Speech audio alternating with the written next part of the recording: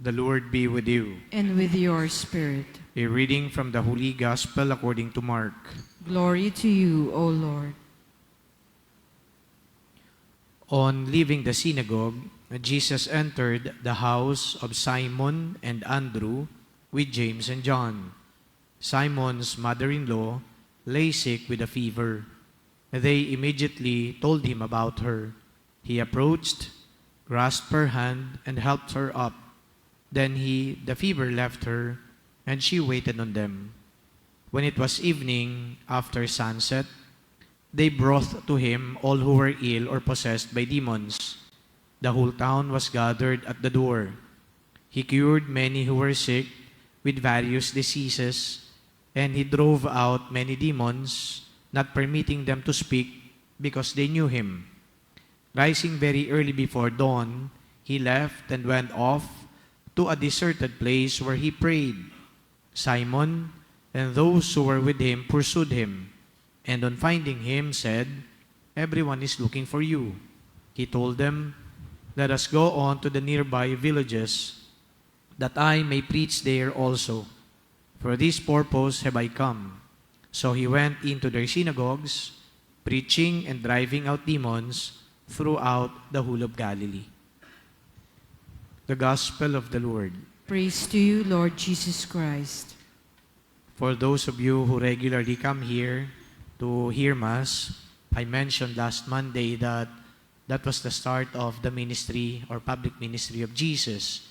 And I enumerated those ministries or activities that Jesus would do in the fulfillment of his public ministry. And then I mentioned about preaching the gospel, and of course, setting the prisoners free, then curing the sick, and now, 3 days after, we heard again Jesus indeed curing sick people. And here in the gospel, we heard about the cure of Peter's mother-in-law, as well as those other sick people brought to Jesus. But then there's one particular instance that is worth noting that Jesus did. And it was after doing his public ministry, he went to another place or another village to pray.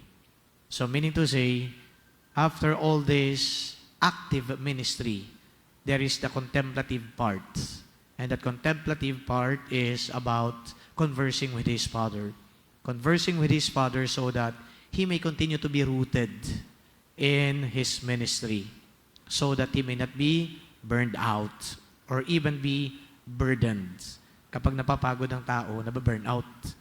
Kayo ho, kapag marami kayong ginagawa, mukhang hindi na natin tuloy nafo-focus yung mga ginagawa natin yan. At minsan ay, dahil pagod na tayo, half-hearted na lang na effort ang ibinibigay ng tao. Pero dito, napakinggan natin, kailangan magdasal ni Jesus at yung pagdarasal ay isang pagkakataon para pag-ibayuhin pa niya yung kanyang pagtalima sa kalooban ng kanyang Ama. So, makatwid, yung pong pagdarasal na ginawa ni Jesus, mukhang ito ay nagpalakas pa sa kanya para hindi manghina ang kanyang katawan at hindi rin manghina ang kanyang kalooban. Hindi siya ma-pressure, hindi siya ma-stress, sapagkat meron ng bahid ng stress na maaring naramdaman si Jesus. Nung sinabi niya doon sa kanyang mga alagad, "Halina, umalis na tayo dito, lumipat naman tayo sa iba." At sa kanyang paglipat, doon siya nag-umpisang magdasal.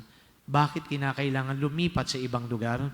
Sapagkat dumagsa na yung mga tao na humihiling sa kanya na pagalingin sila.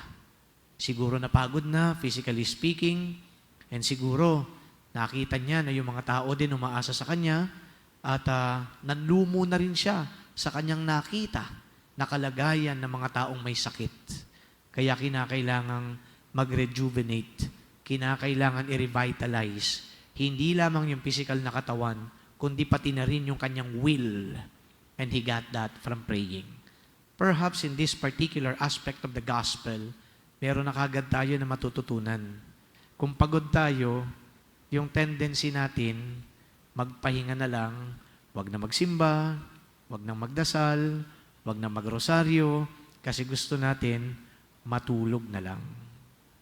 Yung pagod naging excuse para hindi na pumunta ng simbahan tuwing linggo, Kaya sasabihin minsan, hindi ako nakapagsimba kasi pagod na pagod ako. Di ba? Ganun tayo. Inaantok na ako. Napuyat ako. Ang dami kong ginawa kahapon. Ganun ang mga excuses na ginagawa po natin. Pero uulitin ko, si Jesus naman, napakinggan natin, di ba? Ang dami daw na mga pinagaling na tao. Nagsasalita pat nangangaral. Pero ano ang kanyang naging pananggalang sa pagod? Walang iba kundi pagdarasal.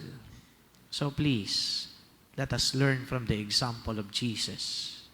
When we are tired, when our bodies could no longer cope with the stressful activities that we have, I guess, we need to revitalize not only our body, but mind and emotion as well.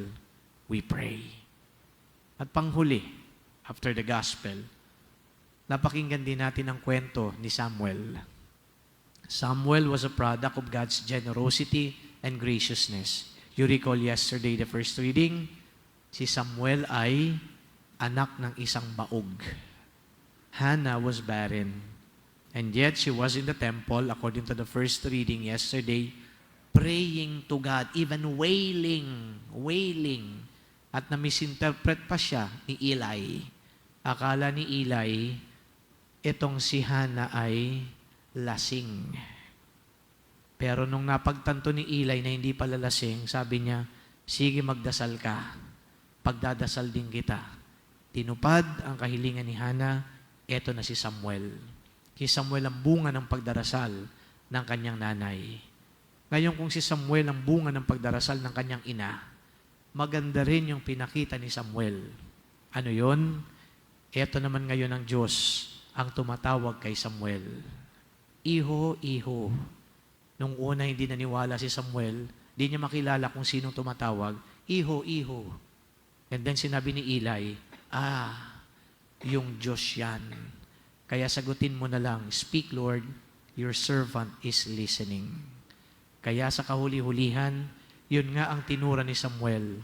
Speak, I am listening. You know, my dear friends, brothers and sisters, when we pray, we always blab words. We always speak a lot of words. That's how we pray. But you know, in the first reading, listening is also a form of prayer. Even if you just sit down there, not blabbing any words, just keeping quiet, and just listening intently to what God wants for you, that is prayer. Because in essence, prayer is not only so much about making God know what our wishes are, but prayer is about listening to God's will so that in the end, we can do and live according to His will. May we learn from Samuel and may we learn from Jesus. Amen.